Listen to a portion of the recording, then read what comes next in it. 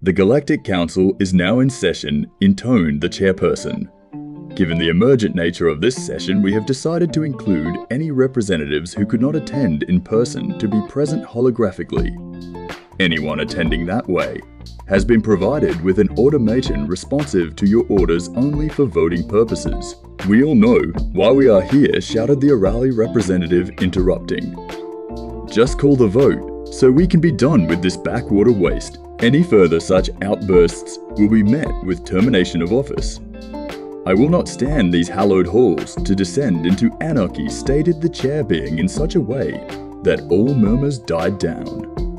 If no one has legitimately more pressing matters to bring forth, then we shall proceed. Their expression made it clear that no one had better speak up. After a brief moment, they continued. The newest member species has brought an emergency request. The chair recognizes the on-track representative. Thank you, chair and other members. My request is simple. Help us save the humans, stated the representative, retaking their seat. Immediately, the entire hall exploded in an uproar of sound. The number of representatives shouting for and against the measure all tried to drown each other out. I will have silence, or I will have you all muted, the chair being stated, using the prerogative to enhance their volume to near damage-causing levels. The unexpected volume did cause those present to quiet down in shock. A member indicated they requested the floor. The chair acknowledged and invited them speak. Why should any of us put forth any resources to help a non-member species?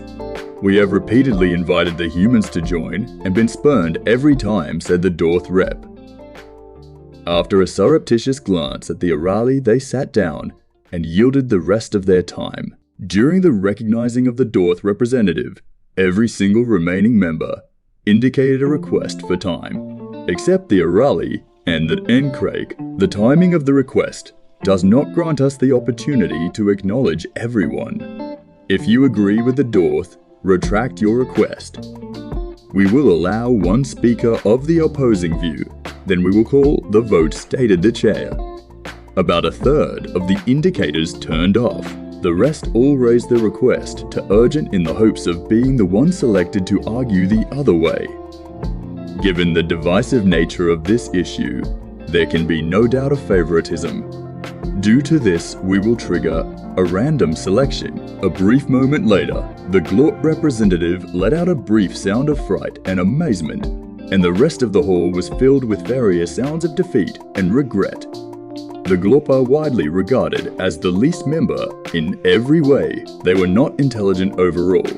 They were pitifully weak physically, and their ability to converse with others left much to be desired. Hesitantly, the Glorp started to speak. My people not be here today, but for human.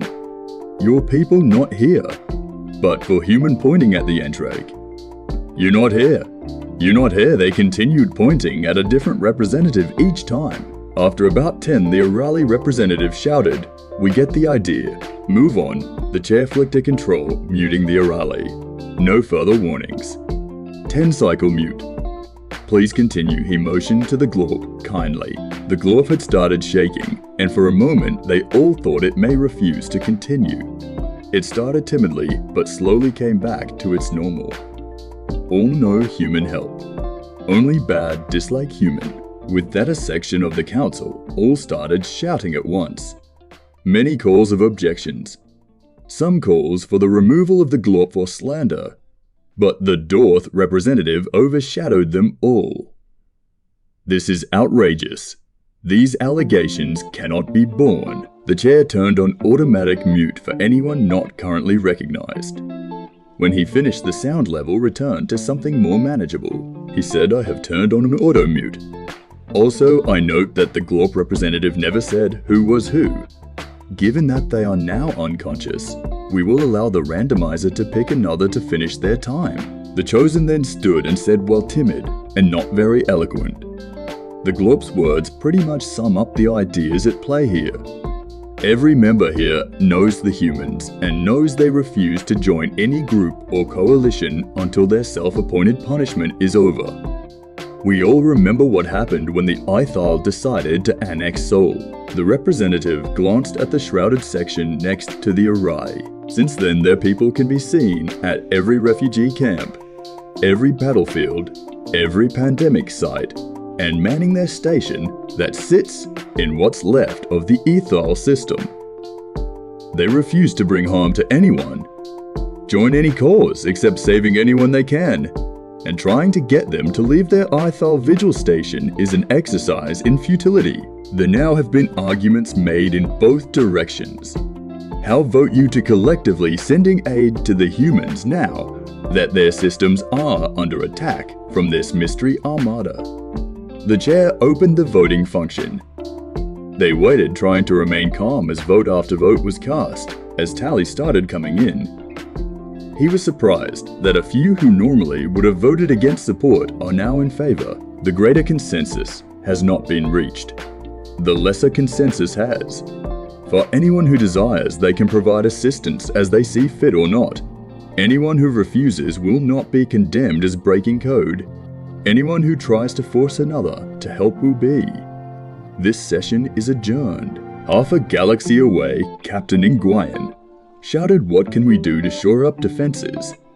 The next hit could disable the ablative armor. "We are working a couple angles, Captain. We will have recommendations in a moment," replied Engineer Clark. "As soon as possible, Greg. A moment may be more than we have. I don't know how these ships are getting around our defenses, but if we don't come up with a solution, New Hope will be lost." Silence rang on the bridge. They all knew the stakes.